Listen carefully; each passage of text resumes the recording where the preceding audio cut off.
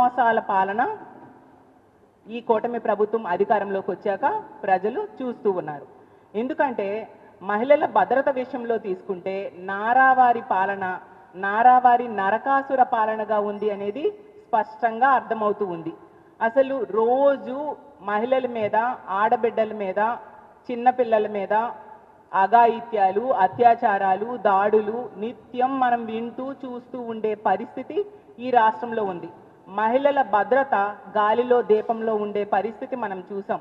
పూర్తిగా ఈ కూటమి ప్రభుత్వం మహిళల భద్రతని గాలికి వదిలేసిన సంగతి మనం క్లియర్గా చూస్తూనే ఉన్నాము. అసలు మహిళల మీద, ముఖ్యంగా బాలికల మీద అఘాయిత్యాలు రోజు రోజుకి పెరిగిపోతూ ఉన్న పరిస్థితి, దారుణమైన సంఘటనలు రోజు మనం వింటూ ఉండే పరిస్థితి ఈ ఆంధ్రప్రదేశ్ రాష్ట్రంలో కూటమి ప్రభుత్వం అధికారంలోకి వచ్చాక మనం చూస్తూ ఉన్నాం. ఎందుకంటే గత 20 రోజులుగా తీసుకుందాం, గత 20 రోజుల్లో ఎన్ని సంఘటనలు మనం చూసాము. సాక్షాత్తు హోమ్ మినిస్టర్ గారి సొంత జిల్లాలో పక్క నియోజకవర్గమైన రాంబిల్లి మండలంలో ఒక 11 ఏళ్ల బాలిక మీద అత్యాచారం జరిగింది. కేవలం 20 రోజుల్లో జరిగిన సంఘటనలు. అలాగే సాక్షాత్తు హోమ్ మినిస్టర్ గారి నివాసం ఉంటున్న విశాఖపట్నంలో తీసుకుంటే ఒక మైనర్ బాలికను మోసం చేసి ఒక యువకుడు గర్భవతిని చేయడం జరిగింది. అలాగే పక్కనే ఉన్న శ్రీకాకుళం జిల్లాలో తీసుకుంటే ఒక దివ్యాంగురాలిని తెలుగుదేశం పార్టీ కార్యకర్తే గర్భవతిని చేయడం జరిగింది. అలాగే కర్నూలు జిల్లా కోవెలకుంటలో మైనర్ బాలికను మద్యం తాగి ఒక వృద్ధుడు అత్యాచారం చేయడం జరిగింది. ఇలా చెప్పుకుంటూ పోతే ఎన్నో సంఘటనలు, రోజు మహిళల మీద ఏదో ఒక సంఘటన జరుగుతూ ఉంది, మనం వింటూ ఉన్నాం. కానీ ఈ ముఖ్యమంత్రి గారు కానీ, హోమ్ మినిస్టర్ గారు కానీ, మంత్రులు కానీ మహిళల భద్రత కోసం, రక్షణ కోసం ఎటువంటి చర్యలు తీసుకోవట్లేదు అనేది స్పష్టమైంది.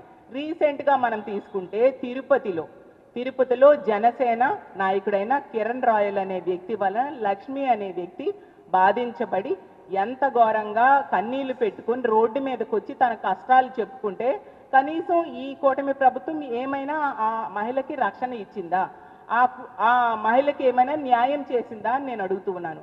ఆమె కేసు పెడితే కనీసం ఎఫ్ఐఆర్ లేదు, ఒక విచారణ లేదు. ఎంత దారుణం! ఒక మహిళ రోడ్డెక్కి కన్నీళ్లు పెట్టుకొని తమ బాధని వ్యక్తం చేస్తే కనీసం విచారణ కూడా చేయరా, ఒక కేసు కూడా ఉండదా? ఇంత దారుణంగా మహిళల రక్షణ ఉంటుందా? మహిళలకి ఇంత దారుణంగా అన్యాయం జరుగుతుందా ఈ కూటమి ప్రభుత్వంలో నేను అడుగుతూ ఉన్నాను. అసలు తిరుపతి జిల్లా అంటే ముఖ్యమంత్రి గారి సొంత జిల్లా. తీసుకుంటే హోంమంత్రి గారు ఒక మహిళ హోంమంత్రి ఉన్న రాష్ట్రంలో మహిళల పరిస్థితి ఎంత దారుణంగా ఉన్నాయో మనం అర్థం చేసుకోవచ్చు.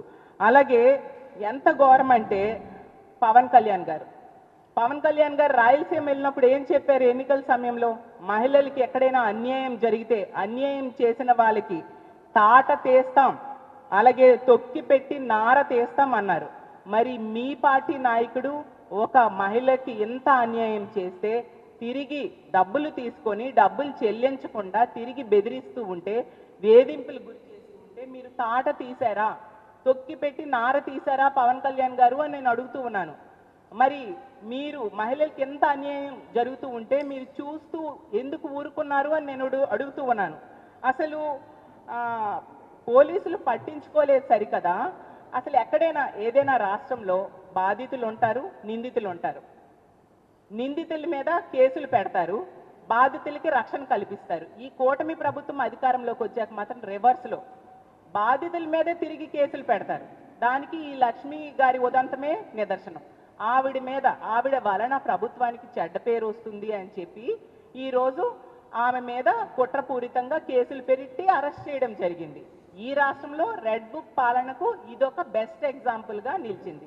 అంటే బాధితుల మీద కేసులు పెడతారు, నిందితుల్ని రక్షిస్తారు అనే విషయం ఈ రాష్ట్ర ప్రజలందరికీ క్లియర్గా అర్థమైపోయింది.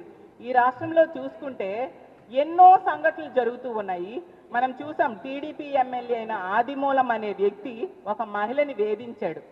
ఆ మహిళ కూడా ఈ రాష్ట్రంలో రక్షణ లేదని పక్క రాష్ట్రంకి వెళ్ళి ప్రెస్ మీట్ పెట్టి చెప్పడం జరిగింది. కానీ no police, no case, no arrest. అలాగే తీసుకుంటే జనసేన నాయకుడైన ఈ కిరణ్ రాయల్ అనే వ్యక్తి విషయంలో కూడా మనం చూసాం, ఆ లక్ష్మి అనే మహిళను బ్లాక్మెయిల్ చేసినా కూడా no police, no case, no arrest. అలాగే తీసుకుంటే తిరువూరు ఎమ్మెల్యే కొలికపూడి శ్రీనివాస్ గారి వేధింపుల వలన ఒక మహిళ ఆత్మహత్య యత్నం చేసుకుంది. ఆ సంఘటనలో కూడా no police, no case, no arrest.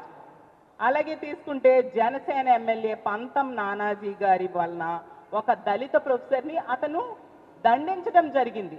కానీ no police, no case, no arrest.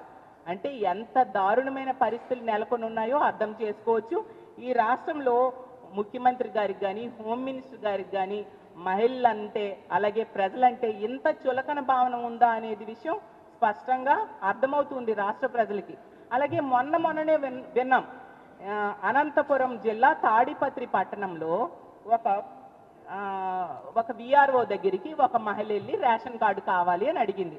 అడిగితే ఆ విఆర్ఓ ఏం చేశాడు, మీ కూతుర్ని మా ఇంటికి పంపిస్తే రేషన్ కార్డు ఇస్తాను అని చెప్పాడు.